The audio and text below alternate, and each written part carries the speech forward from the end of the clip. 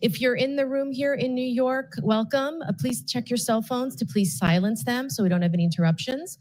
During the Q&A, if you'd like to ask a question, raise your hand. If the presider calls on you, please stand, wait for one of these microphones, introduce yourself, and ask your succinct question. If you're joining on Zoom, you can click on the raise hand icon at any point. During the Q&A, if you hear your name being called out, please accept the unmute now prompt and then introduce yourself and then ask your question. A reminder again, this meeting is on the record. Thank you, everyone.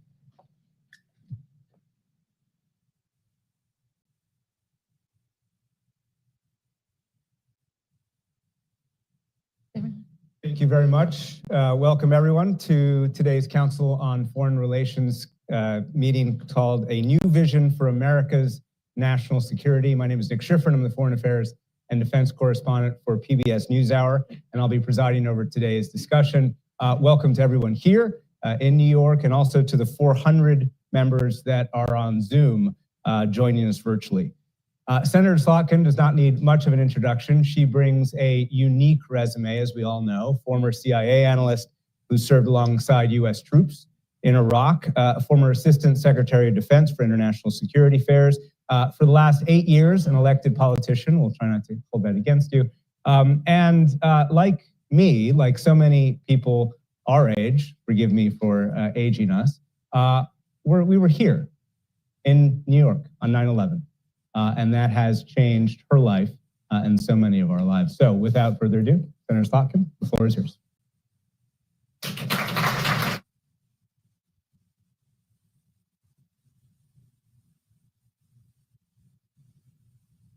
Join me, Nick, up on stage here. Okay. Well, thanks to CFR for having me, and thanks, Nick, for that introduction. I'm really happy to be here. Because you all are really the standard bearer on bipartisan thought on foreign policy. This body was actually founded between the world wars at a time of real disagreement and debate over America's role in the world. President Wilson was championing the League of Nations. The Senate was opposed.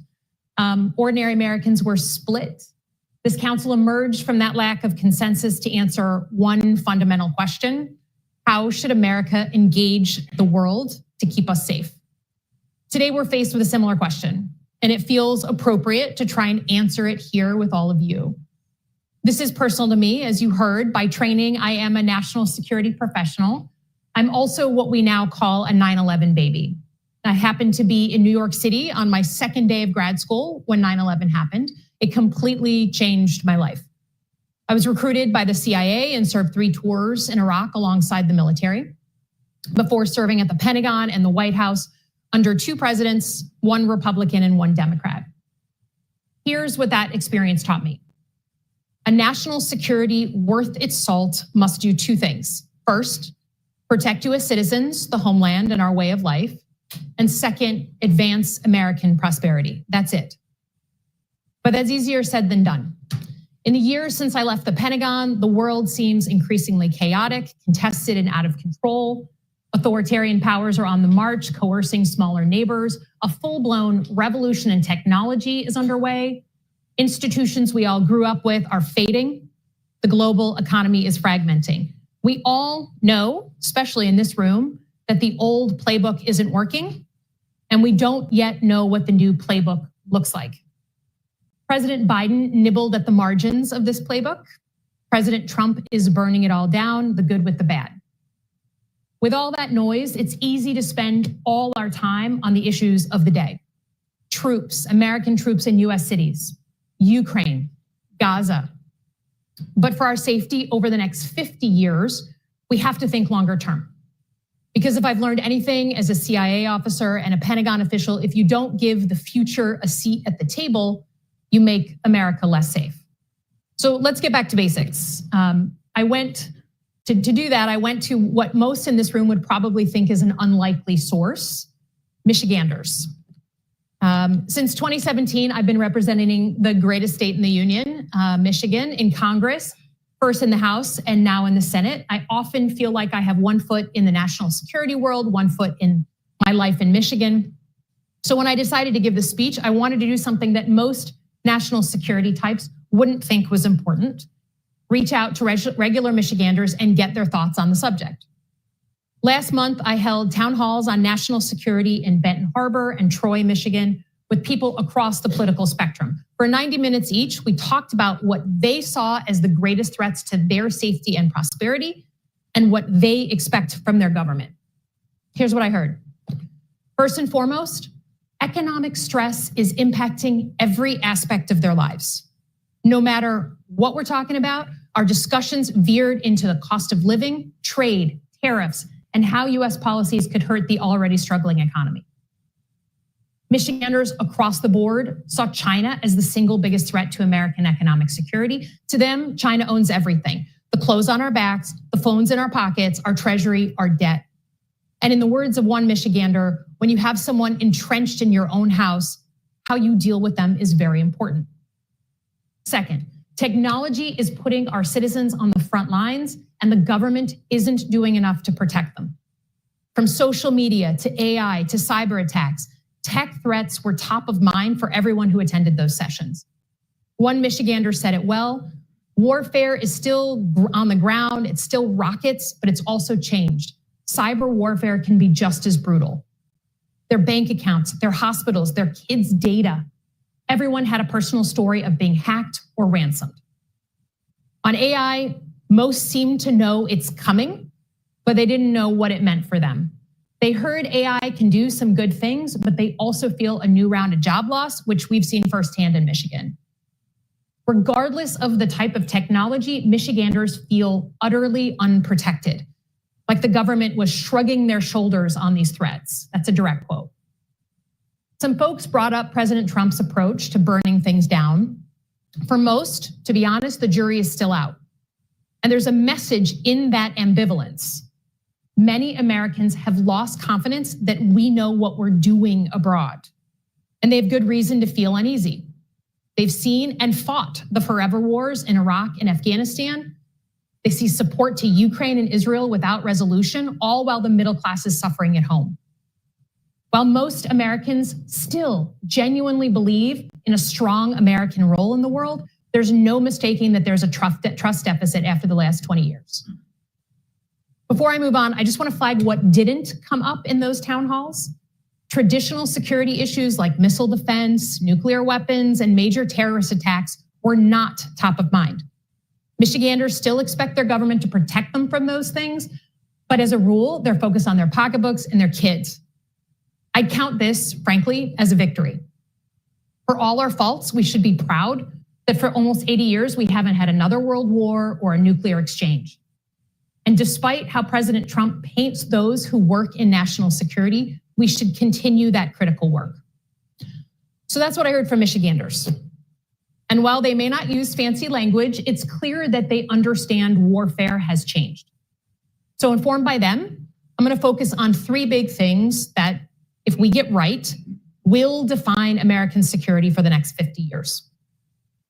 First, we need to treat economic security as national security and be ruthless about growing the middle class.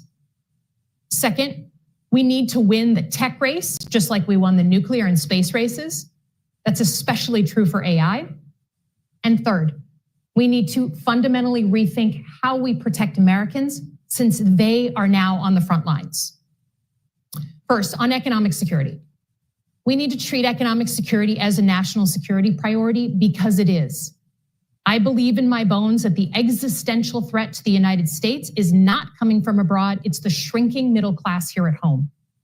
Using the term existential is not hyperbole. If you want to understand how the US got to this fractious, authoritarian moment in our history, all you need to know is that the American middle class has shrunk since its high water in 1970. In the last 50 years, the share of Americans in the middle class has fallen by nearly 20%, and all of that lost wealth has moved towards those who already have it rather than those who are striving for it. That's not a political statement, that's cold, hard fact. What does that mean for everyday Americans? It means people cannot provide to their kids what was provided to them. A home of their own, a fishing cabin up north, a trip to Disneyland every so often. These are the things that define a comfortable middle-class life. And when Americans can no longer afford them, they feel angry. They lose their dignity. They feel shame. And they start looking for someone or something to blame. That's how we begin to tear each other apart from the inside, and how voters end up jumping into bed with anyone promising change. Back in June, I fleshed out an economic war plan to grow the middle class through domestic policy. But the truth is, this needs to be a national security policy as well. Because while the wars of yesterday were fought with tanks and guns, the wars of today are economic, and they are underway. China certainly has been engaging in economic warfare for years and has gone so far as to build it into their national security strategy published this year. So to get our heads in the game, there are three things we need to do to protect the middle class. First, we must ensure that the dollar remains the world's currency.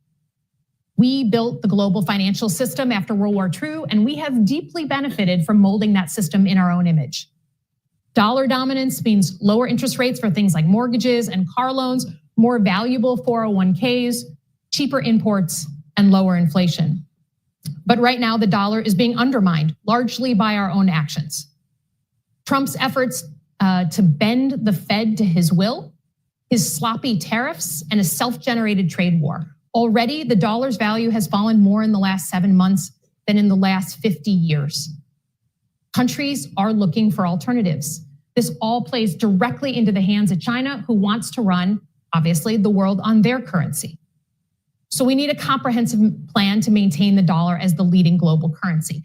That also means, and I know this is controversial, especially in New York, leading on the money of the future. Just as countries like Kenya are skipping traditional banking and going right to mobile money, we want the digital currencies of tomorrow to be keyed to the US dollar. Despite Trump's abuse of the meme coin, we need to double down on dollar-backed stablecoins. And the US government should issue a global digital dollar, just like the Chinese did back in 2020. The second thing, we need to treat our critical supply chains as national assets, national security assets. While some items like Rubik's Cubes and ladies' razors will never again be made in the United States, critical items like pharmaceuticals, chips, autos should be made at least in part in the US. China has weaponized these supply chains, giving them a veto on our economy that we should not accept. We therefore need real industrial policy that strengthens American industries and offers taxpayer a return on their investment. We need to stand up a sovereign wealth fund to invest in technologies that usually scare off investors. And then we need a rare earth reserve to stockpile critical minerals, just as we set up a strategic petroleum reserve in the 1970s after the oil shock. By the way, as someone who comes from Michigan, let me just say that smart industrial policy also means prosperity for the middle class. New manufacturing, engineering, construction jobs. And critically, it means spreading the wealth across America, not just enriching 18 tech executives in Silicon Valley. But if we want to do any of that, we need allies. When I held these town halls in Michigan, most people understood that our friendships keep us safe. To that end, we need to expand participation in our partnerships, not shrink, and think more creatively about our Cold War organizations. What if, for instance, in addition to military alliances, we had a lithium alliance or a chip alliance? One can imagine a NATO-like body where countries agree to shared export controls, shared tech, and protection against Chinese coercion. But to protect our economy, we also need to acknowledge that there is another key battlefield, and that's technology. We are in a tech race right now with China, whether most acknowledge it or not. And there's no area more important to win than on artificial intelligence. I had the opportunity to visit Los Alamos National Lab this past weekend. They are building a new AI research center that will be housed at the University of Michigan, go blue. Los Alamos was the birthplace of nuclear technology 80 years ago. And I left this tour with the distinct feeling that AI raises some of the same fundamental questions that nukes did. How should they be used? By whom? Under what rules? Only this time, we are creating a technology that can become smarter than the humans who are designing it. And unlike nuclear weapons, AI is almost entirely created and controlled by the private sector. The last time we were in a race like this, we won by setting up the Manhattan Project. We brought together the brightest minds of a generation, including many foreign and immigrant scientists. Research funding exploded. Years later, Congress set up the Atomic Energy Commission, where government leaders worked with the private sector to develop civilian nuclear energy. Together, they mapped out the rules of the road that still govern nuclear power today. We need the same level of ambition now, updated for the modern age. If Congress were at all healthy, we'd be setting this up right now, today. And I'm ready to work with anyone who actually wants to win this race. But it's not enough to just invent the new technology. You also have to adopt that technology, especially in the military. We all know that the wars of the future will be fought with advanced tech, but the Pentagon has simply not kept pace with adopting that tech. And our defense industrial base is falling far short of delivering at scale. China is literally eating our lunch on this score. They're able to take a new weapon system from idea to the hands of their soldiers in 5 years. For the US, it's 12. To help speed up that adoption, we should actually take a page from Ukraine. And whenever possible, start with commercial technology that's already on the market and adapt it for military use. We literally need to take a battle axe to the old way of doing business, where we spend excessive time and excessive money building the next big toy, only to use it for just one threat. Finally, in this new era of economic and tech warfare, it's our citizens who are now serving on the front lines, and they are under attack. Every day, our adversaries are using commercial tech to target Americans.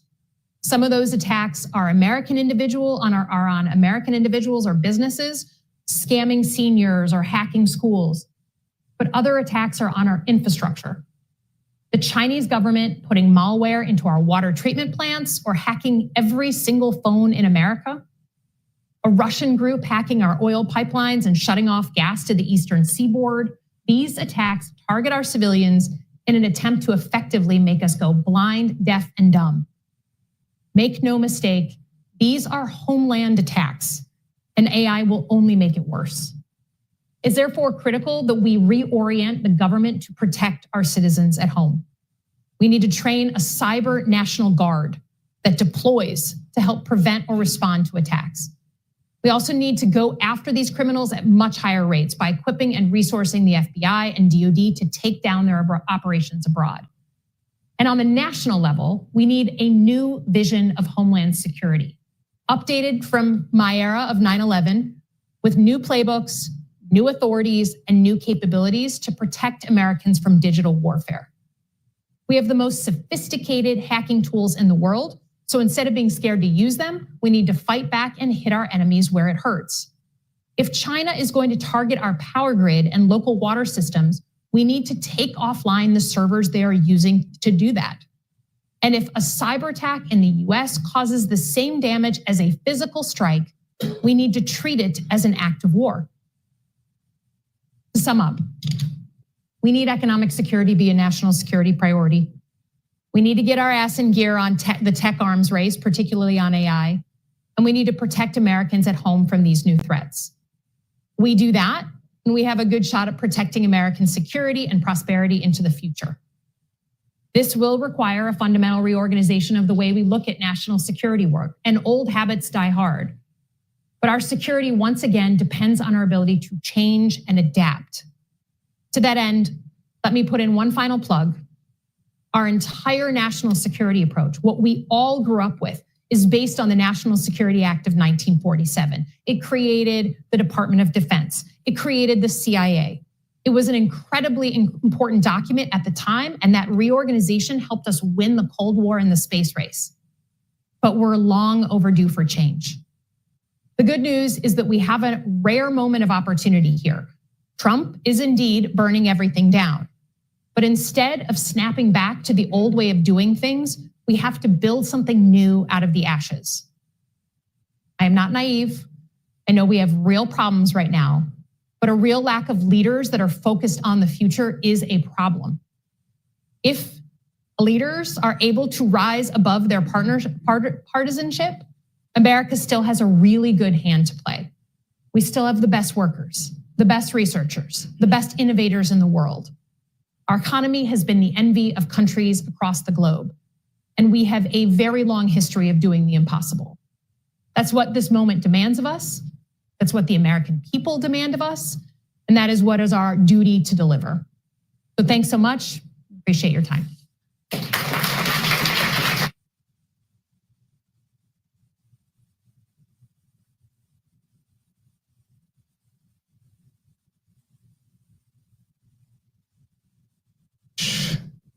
And thank you, everyone.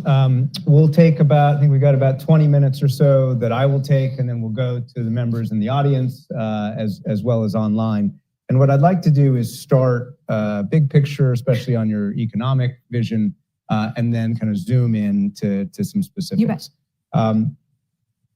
So you had a line toward the beginning. President Biden nibbled at the margins of a new playbook. One of his foreign policy slogans, of course, was foreign policy for the middle class. I looked, the most recent Gallup poll judged President Biden's approval on foreign policy as 40%. Your phrase is economic security as national security. So how is your vision different than President Biden's? Well, I think, first of all, the whole reason I wrote the speech is because it's very easy to get stuck in the conflicts in the headlines. And I think if I can say about the Biden administration, they got very deeply mired down in the conflicts of the day. Not that they're not important, right? Ukraine or Gaza, they are important. But what they didn't do was go whole hog on a sort of national security approach to industrial policy. And they certainly, I think, could have done more laying out the kind of 40 or 50-year plan, again, based on economics and technology. Some of the things that I'm calling for in the speech were things that I would have been thrilled if they had suggested. But I think, as often happens, we just don't have a lot of space for thinking ahead. And we all know that Washington is not functioning well right now. And one of the casualties of that is, like, I'm sitting in the Senate as a brand new senator, and there's just not a lot of talk about these future threats. I mean, they're not even future, they're here. So I just wanted to put something out, a little something, to say that if we don't think about this dramatic change that's happening right now, we're really not doing what we need to do to keep the American people safe. So the steps that the Biden administration took, things like the CHIPS Act, things like the National Security Supplemental that had a lot of defense industrial base investment for many years, just not enough? It was a good start. It was a good start. And I think, again, and I voted on the CHIPS Act. I mean, you do what you can, but I think we need to make a deliberate decision, again, could be controversial, that we as a country are going to push forward a real thoughtful industrial policy. That's not a bad word. I say this, yes, because I care about national security, but in this room, I feel the need to make the point again. There is a problem with the fact that the middle class is shrinking like this. I live in my farm town, Holly, Michigan, and people cannot live the lives that their parents were living, and they are mad. And this, if you're unhappy, we can't have a consistent policy as a country if we're constantly pendulum swinging from Bush to Obama to Trump to Biden to Trump. That reflects the fact that people are unsettled. So if you care about a strong American leadership role in the world, and that means we have to be consistent with our allies and our adversaries, you should care and give a crap about the health of the middle class, because they're not going to give people in this room permission to do what they want to do abroad unless you are actually making it so that they can live lives better than their parents. I think it's sorry to age us again, but I think our generation is the first, on average, that is less well off than our parents, I think, as a generation. All right, so if that's the prior president, let me ask the big picture question about the current president. So from the very beginning, President Trump's foreign policy approach has been intertwined with talk of the middle class, and his foreign policy tools have overlapped with what we have historically thought of as economic tools. And this isn't just about tariffs. In 2016, he and Bernie Sanders both emphasized early on how the Trans-Pacific Partnership and other free trade deals were hitting the middle class. That pushed Hillary Clinton, that pushed Obama against the TPP. So how does your frame differ from what has been a key aspect of his foreign policy approach for 9 years? Yeah, I mean, I think the president is a populist. And I think, my experience with Trump is that he's usually got the wrong answer for the right question, right? That he's picking up on something that's very real in the country, right? This issue with the struggling middle class. But then his answer on what to do about that, I very frequently disagree with, maybe not always.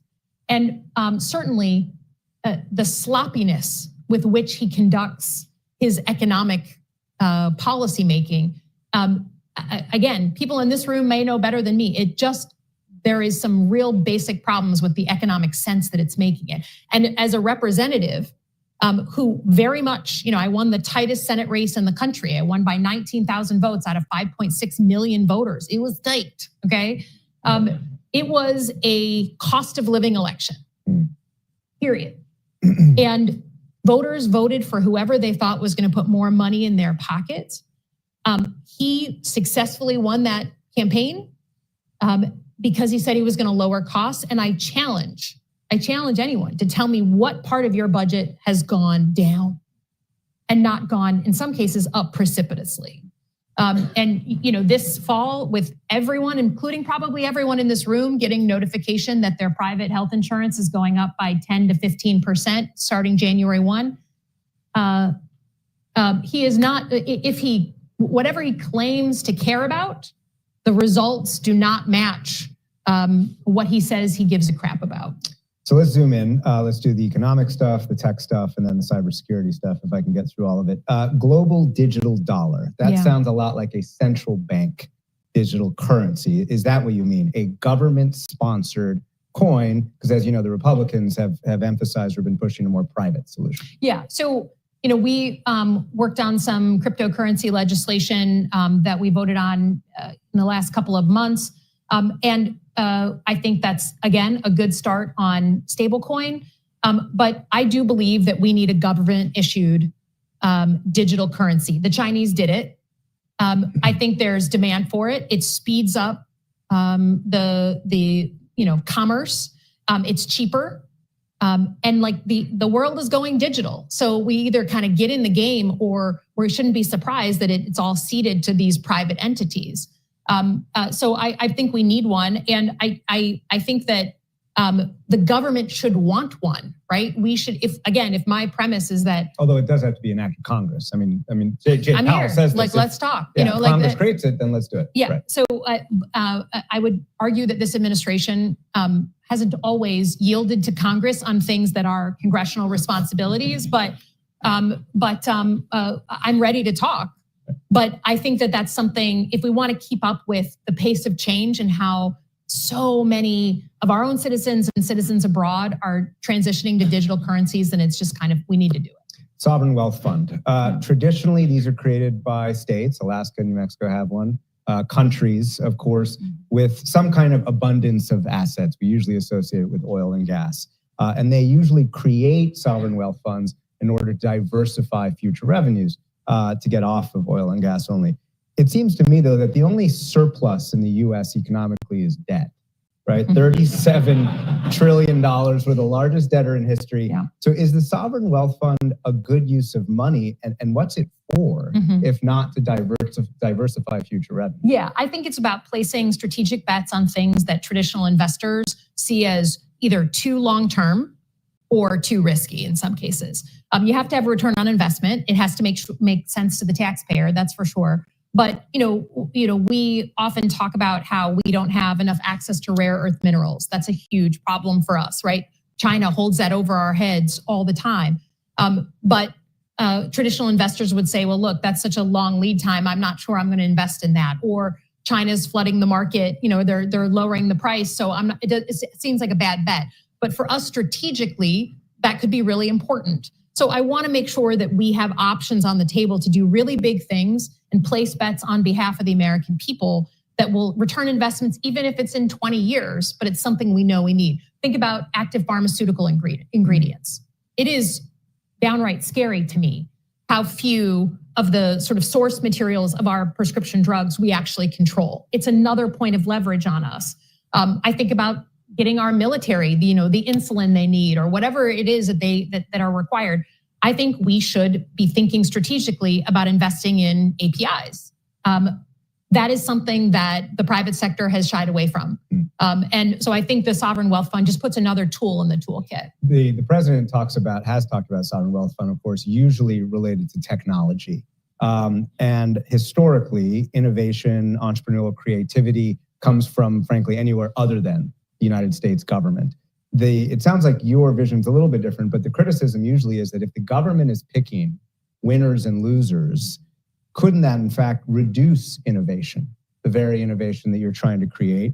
And do you really expect USG management, US government management, to be the most effective way to do it? I'm not calling for like the entire system. We're not going back to the nuclear age when if you wanted big research dollars on a piece of technology or on nuclear weapons, it was controlled in the hands of the federal government. That system, that bird has flown the coop, right? And now most of the interesting technology that we all deal with comes from the private sector. I'm just saying that in some cases, the federal government needs to get in the game and be additional to our great innovators, not at the expense of. Let's talk about specifics on technology, lithium and chip alliance, NATO-like. So the experts I spoke to about this have talked about a single market for this to achieve economies of scale, to have market influence. And usually it's seen as a kind of G7 Australia vision, some kind of common market, some kind of alliance. But the president has talked about this, and I should say the president is working with Australia on that very idea. But the president's also looked toward the Gulf on this, not just for money, but Saudi Arabia has the 4th largest rare earths in the world. Who would be your allies in this if you were president, if you were designing this? Would it be our traditional G7 and Australia allies, or could you go beyond those traditional allies? And how much might values in other realms, like Saudi Arabia, influence the list of allies in this kind of effort? I think that we just need to kind of really widen the aperture on what we think of when we think of partnerships and alliances. I tend to think of them as mostly military. And then we have some of our economic ones. I just think that it is in the world where we all need common things, but we don't have access to those common things like lithium. You can see an assemblage of countries, maybe a bunch of NATO countries, but not all. Maybe a bunch of the G7 countries, but maybe not all. But could it be with someone like Saudi Arabia? Sure. Okay. Sure. I mean, I think that to me, the world is requiring us to kind of think in a more kaleidoscope kind of way. And so we're going to have different alliances on different things. And I think that in that case, we're going to be working with people that we need, right? It's part of like, I look at, it's a little off topic, but just like what this administration has done with India. Okay. Like that's dumb. That's dumb. And we see the military parades, and there's the Prime Minister of India who just, to me. For Xi Jinping you're talking about in Beijing. Yes. In Tianjin. Yeah. Yes. And it is like, you see all these folks together. We should be trying to peel away a country like India and bring them into our orbit rather than alienating them and pushing them into the arms of China. Which, of course, before the last few weeks was the consensus bipartisan for the last 2 decades. I thought we were there, but apparently not. And one more on the rare earths. On rare earth reserve, the one big beautiful bill has $2 billion for a stockpile.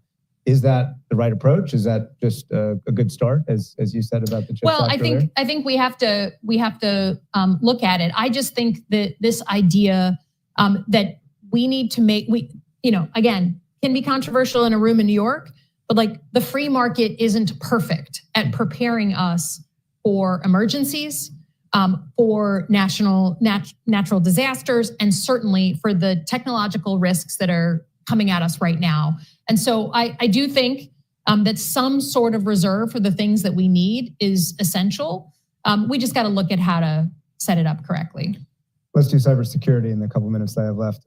Quote, I'm going to quote you back to yourself. If China is going to target our power grid and local water systems, we need to take offline the servers that we are using, or that they are using to do that. So let me ask different questions about Salt Typhoon and Volt Typhoon. So Salt Typhoon is what you referenced in your speech. This group of Chinese hackers that has infected all of our telecommunications, perhaps to the point where every single American cell phone was hacked or a version of that. So the obvious questions when you talk about going on offense: does the US government even know what to target and where to target and who they are?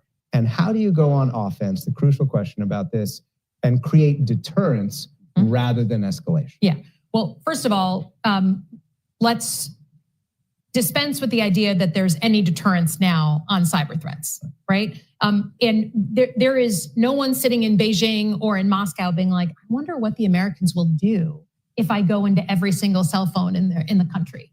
That they know, to listen into the president. They know. The vice president's phones. They know what we'll do. We're and look, there's stuff that happens in the secret squirrel corners of our government. But in terms of what we can say to the American people, we are doing to respond to this. I would say some parts of our community have largely been, what at the Pentagon we say, admiring the problem, right? Like looking at it and talking about it. Oh my God, it's amazing. But what do we do about it? And it's difficult. I admit it is difficult. As someone who did military planning at the Pentagon, we don't have good doctrine on this. And I'll tell you, it's confounding. I think about this all the time. Imagine a hacker based in China or in Russia takes out the power in Michigan in the middle of February, and 180 elderly people freeze to death in their homes. Well, a foreign actor just killed a bunch of American civilians on our soil. What is the right response? What does proportionality look like? Americans don't tend to kill civilians, kill grandmas in their homes in Moscow. But if the attack came from there and they killed our people, how do we respond? It's confounding, right? I get it. It's tough problems, but like tough noogies, we're there and we've got to work through it. But I deeply, deeply feel we need to reset deterrence, and that will take not just words, but action. But again, going back to my question, do we know where to point our offensive tools, and how do you do that without escalating further? I think we often can trace where these things are coming from. The intelligence question, it's what to do about it that confounds people, which is the doctrine, right? So, okay, they just killed 180 Michiganders. I know the server. I think at a minimum, we can be talking about taking out the server. But we're all dependent on technology now. Does that mean we're going to take out something that hurts a bunch of their civilians? This is the kind of complexity that we have not sufficiently worked through. And you're jumping to a hypothetical attack on critical infrastructure, which is what Volt Typhoon is, which is a separate set of Chinese hackers that have burrowed into our critical infrastructure. But do you see a difference between hacking into our phones and causing physical damage? For sure. I mean, with anything, it's like, it's just as we treat, a one ISIS guy, carrying out a small terrorist attack in an American city is very different than 9/11, right? There's a difference, and there's a difference in cyber threats and digital threats. But I think, to me, I don't believe that we have yet had in this country the cyber 9/11. We will have it. Yeah. We've had a lot of things that you're mentioning that a lot of insiders have heard about, Salt Typhoon. And I guarantee you most Americans don't know what Salt Typhoon is and what it actually did in terms of access to every American phone, potentially. But one day, I hope it never comes, but I believe, especially with AI, we're going to see a cyber attack that is so shocking and so dramatic that it shakes us out of our day-to-day, just like 9/11 did when I was here, that day. And suddenly, Americans are talking about cyber threats in a way that we haven't before. I think that the Colonial Pipeline was the USS Cole attack. It was the attack that's like, we knew it was bad. We knew something was going on. Just like the USS Cole attack off of Yemen before 9/11. So I don't want to get there. I want to prevent that. And that's where I think the responsibility of leadership comes in. And then one last one for me, and I'll zoom out. So you mentioned the National Security Act of 1947. It is being kind of amended today. At 4 p.m., the president will announce the secondary name of the Department of Defense, the Department of War. I assume that's not what you meant when you said redesign. That is not what I meant. Can you give us a back of the envelope vision for what it is that you would change in the act. How does the structure of the U.S. government need to change in order to enact the kind of foreign policy? So the National Security Act creates the big departments and agencies that we know about, and it creates the National Security Council. It creates kind of how we engage with each other around the government, and lays out a bunch of priorities. To me, as someone who served in the White House under a Republican president and a Democratic president, I think there's many in this room who will agree, the siloing between national security and economics was profound. There's a few people, and Mike Froman might be one of the few, who actually did the link between the two. But I think that should be gone. And we should all be on the same page. So National Economic Council somehow merges with National Security Council. I think it needs to be much more elevated. We need a whole different group of folks who can come in and help us on these big tech questions, right? It's hard to be a good government bureaucrat and then decide the rules of the road for new technology that's hard to understand. I see this every day in the Senate. And then I would say we need to, the idea that the Secretary of Defense and the Secretary of State, and then whatever we're gonna do on aid abroad, are three separate kind of entities that may or may not talk. I think that is gone. What is the point of having them working sometimes at cross purposes? And I think the closest we ever came was Bob Gates testifying with Hillary Clinton when she was Secretary of State and he was Secretary of Defense. If you gotta work together on common goals. And then things like how our embassies are organized, right? If we care about economic prosperity back home, if we think we should be more competitive abroad, if we see China just gobbling up space in places like Africa, shouldn't we be competing as well? And therefore, do we have the right people in our embassies? Shouldn't we have a bunch of more commercial officers sitting there? I think there's a ton to think about. But the bottom line for me is we just need a complete rewrite. You don't throw out everything, but you recognize that we're in 80 years is a long time to work off the same sheet of music. It's worked pretty well, but it's time to change. Yeah, great. Okay, so we have about, I went a little bit long, 15 minutes or so. We'll start in the room and we'll go to the phone lines, as it were. And all right, so let me go right in the middle there on the right side first, and then we'll go across the room. Thank you so much. This is great. I'm Alexandra Starr with International Crisis Group. I wanted to get your reaction to the news this morning that appeared on the front page of the New York Times about the abortive SEAL Team 6 effort. The one question you cannot ask, right? I wanted to get your reaction to the decision to greenlight it, but also the fact that President Trump went ahead with it without informing Congress. Yeah, I will be, I know and this just is- quickly, I will say something because I know you can't. So this is an extraordinarily rare piece of journalism that has the level of detail that is classified in here is rare even for unique stories in New York Times. And it's basically has SEAL Team 6 submarine movement off the coast of North Korea to the point where they were trying to get on to plant the listening device. And they had little mini subs that are called wet subs. They get on, it goes badly and it's aborted. That's the story that I know you can't talk about. The point that she's making is something maybe that you can talk about, which is the use of, the lack of informing Congress, it seems like for many years about that particular incident. So, and this is not a dodge. I literally was on the train this morning preparing for this speech. So I saw the article, my team and I said, holy crap. But I did not read the still entire highly thing. Classified details until the New York Times, but what I would say is, I think Donald Trump has taught us all that what we thought were laws were actually just traditions in our country. And the tradition of informing Congress, certainly on some sensitive issues, some formal notifications, he's also just done away with. But it's not the first nor last time that Donald Trump has done this. The bigger question is, what the hell do you do about it? What do you do about it when someone goes against those long-held traditions and just doesn't inform the Article 1 branch of government as laid out by the Constitution. And we are currently living in that hellscape and trying to figure that out. And I think it hits right down the fairway as a new senator, because you want the place to work. You want to be that co-equal branch of government.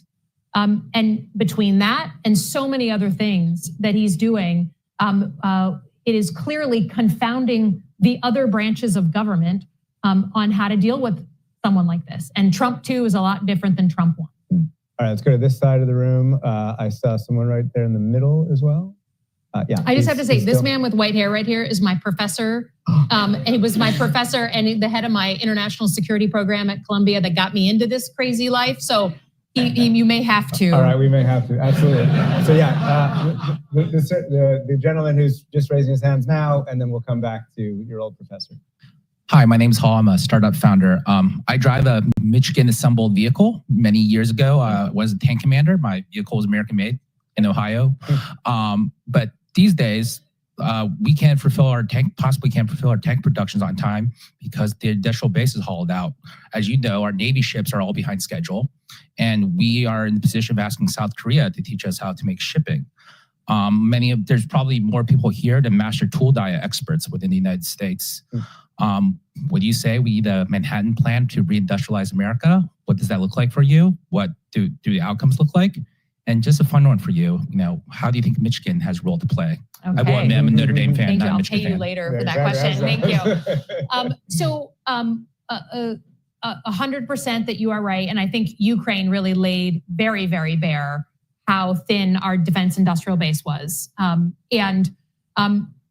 Michigan, we feel very proud that we have 6th and 7th generation master manufacturers. It's our tradition, it's our bread and butter, it's what we do. And we look around at other states and we're like, do you make anything or build anything? Like, what do you actually do in your economy, right? We are kind of a bread and butter kind of place. And I think part of having and making a decision as a country that you need an industrial policy comes with a recognition that you should still make things and grow things, right? It's that the free market on its own will not ensure that we have, when we need it, a strong industrial base to make the new things, right? Remember during COVID, when we all thought for a hot minute that we really needed ventilators, that was gonna be critical. Well, who do you think they turned to make ventilators? You can't go, with no offense to Silicon Valley, and be like, make me a ventilator. You need people who make shit. And that to me, the minute we lose that, it's that, and frankly, our ability to feed ourselves by ourselves, that should always be must-dos in the United States of America. Michigan has a big role to play. We currently, we make 60% of everything that our soldiers shoot or drive. But I also have been very open that we can't just do manufacturing the way we used to do it. We need to combine with founders like you and others to do 3D printing and advanced manufacturing and bring in all the new techniques and robotics. It's not going to be the greasy floor of our grandparents' generation. So that's our challenge, is take what we do, that master work we know how to do, the best precision manufacturing in the world, and add in all the cool stuff that you guys are doing so that we can be the best manufacturers of the future as well. Okay, let's go to the online audience for a question. Don't forget my professor. We will take. I'll come back. We will take our next question from Tom Nagorski.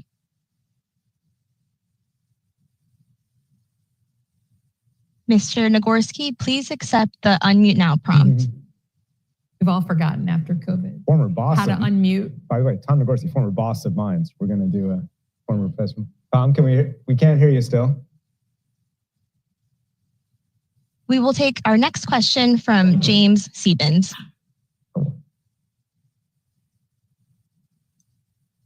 Hi, thank you very much, Senator.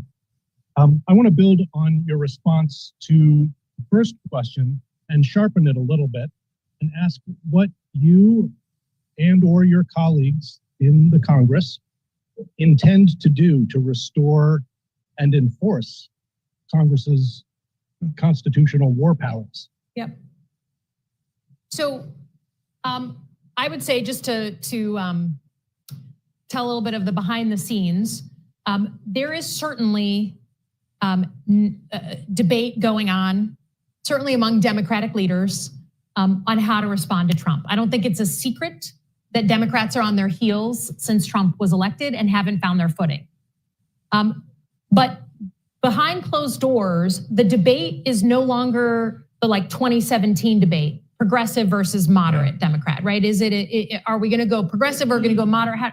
That's not the debate anymore. The debate now is, how do you answer the following question? Do you believe that Trump's second term is an existential threat to democracy? Or do you believe that Trump's second term is bad, but like Trump's first term, survivable if we just wait it out and let bad things boomerang on the American people? That's the question. And how you answer that is the debate that's happening among my colleagues. So I'm in team one, okay? Trump 2 is different than Trump 1. And therefore, if I see that he's an existential threat to democracy, the tools that I wanna bring to the fight are very different than some of my peers who are like, Elissa, we're in the Senate, let's just wait him out. So to me, it is true, we are in the minority. So there's not a lot of great tools in the Senate. The question is, what is the responsibility of an elected senator in 2025 in Trump's America? Is your job more than just the kind of puts and takes of a normal Senate, the tools of the Senate? Or do you have a responsibility to lead, right? Do you have a responsibility to work with the legal community on the court cases that are going up? Do you have a responsibility to work with the grassroots to actually coordinate a plan, right? For people who are Democrats, I hear all the time, what is the plan? And it's not by accident that there's no coordinated plan. It's because we're doing this storming and norming behind closed doors to figure out who we want to be and how we want to respond. So the answer to the question is A, you decide that you've got a real threat on your hands, and then B, you open up the toolkit and coordination so that we actually act as a united front, as opposed to every elected Democrat and every group doing their own thing. And that's what we currently have right now. All right, so as promised, Thank you, Dr. Betts. Former professor, yes. Please. Always good to see one of my students make good. Introduce yourself to the room as well, please. Yeah. Pardon? Introduce yourself to the room as well. Dick Betts, Columbia University, adjunct senior fellow at the council. What's your domestic political strategy for advancing the new priorities you've outlined, and how does it relate to sort of the current alignments where we have on the issue of general American activism in the world, this implicit peculiar coalition of the far left in the Democratic Party and the right wing in the Republican Party, and with the center in both parties more in line with traditional American leadership goals. Yep. How does what you could do to realign domestic interests toward your priorities relate to that sort of split? Yeah, I mean, this is exactly why I did this thing that 15 years ago at the Pentagon, I would have laughed at if someone said, you're gonna give a foreign policy speech, better talk to a bunch of Michiganders who aren't in foreign policy, right? The Canadians one time told me, they came for a visit to the Pentagon and they said, we're thinking of revamping the Ministry of Defense. And so we're crowdsourcing with Canadians what we should do with our Ministry of Defense. I was like, what? How can you crowdsource security, right? There's a lot of stuff that goes on in classified channels that people don't know. We keep them safe in the dark of night. And so how does that square? So now I'm an elected official, and I understand that the community of national security people out there, Democrat and Republican, will not have a mandate to do important big things if they don't bring the American people along with them.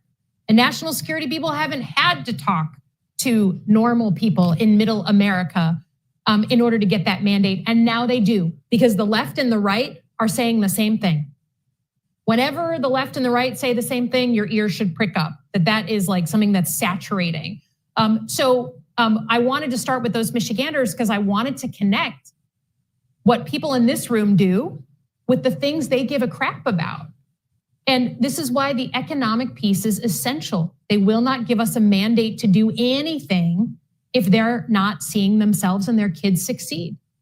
And so if we don't understand how national security needs to be tied to middle-class economics here, then I think we're missing the boat.